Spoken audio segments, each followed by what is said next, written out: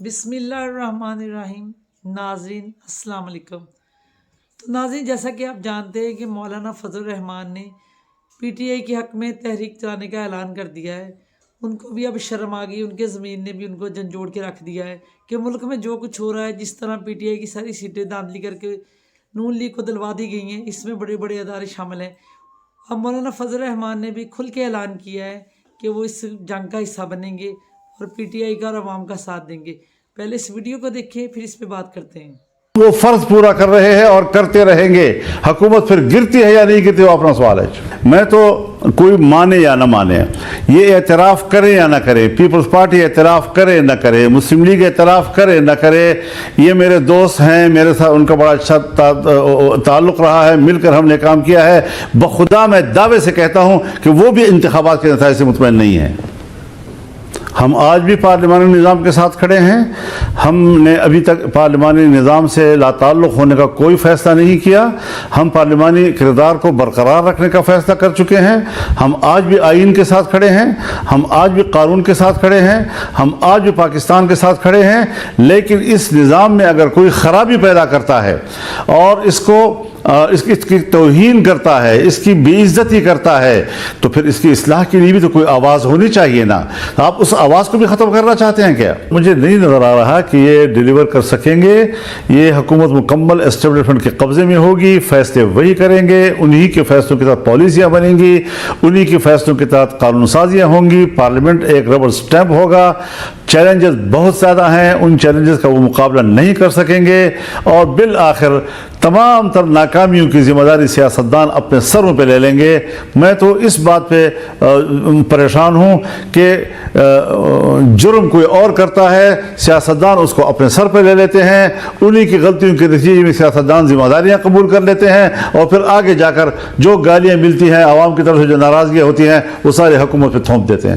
ہم اس الیکشن کے نتائج کو تسلیم نہیں کریں گے اور ان کے نتائج کو مسترد کرتے ہیں۔ یہ عوام کی نمائندہ کم اور اسٹیبلشمنٹ کی نمائندہ زیادہ ہے۔ 25 اپریل کو بلوچستان سے اس تحریک کا آغاز کریں گے۔ اس ضمنی الیکشن کا بائیکاٹ کیا جائے گا۔ جمعیت علماء اسلام کا کوئی رکن ضمنی الیکشن میں حصہ نہیں لے گا۔ بنیادی بات یہ ہے کہ ہمارا جو مسئلہ ہے اور جو ہمارا الزام ہے وہ واضح اور بڑا قطعی ہے کہ الیکشن میں دھاندلی ہوئی ہے۔ تو آپ یہ بھی ذرا سوچیں اس حوالے سے کہ قطع نظر اس کے کہ حکومت میں کون ہے، اور ہمارے سابق پرانے ہمارے اتحادی ہیں، لیکن ہمارے مد نظر صرف وہ قوت ہوگی اس تحریک میں کہ جنہوں نے نتائج کو تبدیل کیا ہے، جنہوں نے دھاندلی کی ہے، جنہوں نے دھاندلی کے لیے منصوبہ بندی کی ہے، طاقت استعمال کی ہے، اور تمام جو ان کے پاس وسائل موجود ہیں وہ انہوں نے اس پہ صرف کیے ہیں کہ اپنی مرضی کے نتائج حاصل کر سکیں۔ تو ہماری تحریک میں یکسوئی ہوگی، اور وہ سیاستدانوں کے حوالے سے ہمارا احتجاج، یہ تو ٹھیک ہے کہ حکومت اگر ہے اور وہ ایسے اب نتائج پر مبنی حکومت ہے جو ہمیں قابل قبول نہیں ہے، تو ضمناً تو یقیناً حکومت نشانے پہ آئے گی، لیکن بنیادی طور پر ہم ان اداروں کے خلاف احتجاج کر رہے ہیں اور اس کے خلاف ہم ایک تحریک کی طرف جا رہے ہیں جو انہوں نے کھیل بنا رکھا ہے الیکشن کو، اور عوام کی حق رائے دہی کو جس طرح کھلواڑ بنا رکھا ہے، اس طرح کی اجازت ہماری طرف سے نہیں ہو سکتی۔ ہم اپنا احتجاج کریں گے اور یہ ہمارا آئینی حق ہے۔ حکومت تو یہی تو مسئلہ ہے کہ کیا یہ تسلیم کیا جائے گا کہ یہ دھاندلی کی حکومت ہے؟ جب تسلیم ہو جائے گا اور عوام اپنی رائے دیں گے تو خود بخود حکومت گر جائے گی، اور حکومت ایسی نہیں ہے مستحکم کہ وہ چل سکے گی۔ ایک انتہائی کمزور حکومت ہے، لیکن ایسی کمزور حکومتیں بنانے کا منصوبہ کون بناتا ہے، یہ منصوبہ بندی کہاں ہوتی ہے، یہ مفاد کس کا ہوتا ہے، اس پر ہمیں زیادہ فوکس کرنا چاہیے، اور ہمیں اس مرض کی دوا کرنی چاہیے کہ کم از کم عوام جو ایک حق رائے دہی رکھتے ہیں وہ بھی کچھ مطمئن نہیں ہے کہ ہم نے کچھ فیصلے دیے، بظاہر کچھ آئے، جو جیت گئے ہیں وہ بھی مطمئن نہیں ہیں، جو ہار گئے ہیں وہ بھی احتجاج کر رہے ہیں۔ سوال ہی پیدا نہیں ہوتا حقائق کو مسخ نہ کیا جائے۔ میری رائے سارے پی ڈی ایم کے ایک ایک لیڈر کو معلوم ہے۔ ہمیں تھریٹ ملنے لگ گئے، اور یہ تھریٹ کہاں کیوں آج نہیں آ رہے، اور یہ الیکشن سے پہلے کیوں آ رہے تھے، اور ہمیں روزانہ یہاں سے تھریٹ لیٹر بھی جاری ہوتے تھے، یہ سارا سلسلہ کیوں چلا آخر؟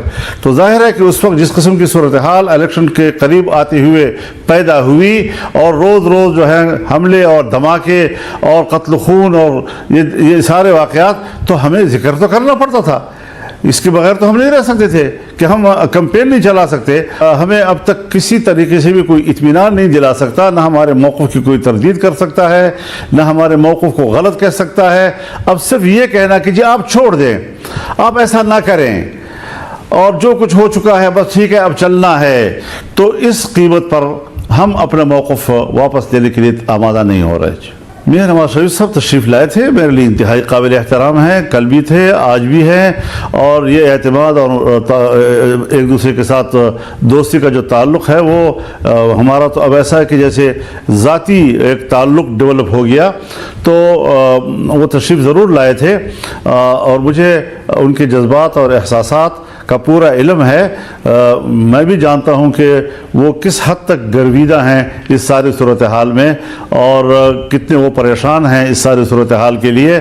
تو ظاہر ہے جی کہ جو پوزیشن ان کی پارٹی نے لے لی ہے، تو اب وہ ہمارے لیے دعا کر سکتے ہیں، ہم ان کے لیے دعا کر سکتے ہیں۔ پی ٹی آئی کے حوالے سے بھی ہمیں اپنے صوبے کے نتائج پر اعتراض ہے، اور ان کے اور ہمارے درمیان اس وقت تک کوئی رابطہ نہیں ہے سوائے اس ابتدائی رابطوں کے۔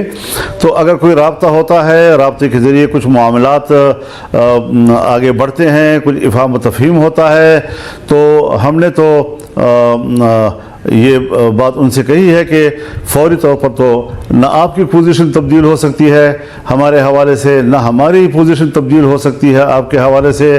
جو تحفظات تھے وہ کوئی الیکشن کے حوالے سے یا کچھ سیٹیں جیتنے ہارنے کے حوالے سے تو نہیں تھے، وہ تو ایک خاص نظریاتی حوالے سے کچھ باتیں تھیں۔ اگر ان کے لیے ماحول بن سکتا ہے تو ہم خیر مقدم کریں گے، تاکہ ہمارے درمیان اگر کوئی تحفظات تھے جو آج تک نہیں حل ہو سکے، اور اس کے بعد اس کے لیے اگر ماحول بنتا ہے تو سیاسی لوگ نہ مذاکرات سے انکار کرتے ہیں، نہ مذاکرات کے لیے ماحول بنانے سے انکار کرتے ہیں، نہ سیاسی لوگ جو ہیں اس کے کوئی مسئلے کا حل نکالنے سے انکار کرتے ہیں۔ تو اگر کسی کوئی صورتحال بنتی ہے تو مستقبل میں ہم اس کو ناظرین دیکھا اپنے ویڈیو میں کہ مولانا فضل الرحمان نے بھی تحریک کا اعلان کر دیا ہے کہ بھرپور طریقے سے وہ پی ٹی آئی کا ساتھ دیں گے، بلکہ انہوں نے یہ کہا میں کسی پہ احسان نہیں کر رہا، میں اپنی عوام کا ساتھ دے رہا ہوں، چلیں دیر آئے درست آئے۔ عمران خان نے ان سب کو شعور دے دیا ہے کہ عوام کا سوچنا ہے۔ اگر سارے لوگ اسی طرح ملک کا سوچنا شروع کر دیں یا عوام کا سوچنا شروع کر دے تو ملک کیوں نہ ترقی کرے۔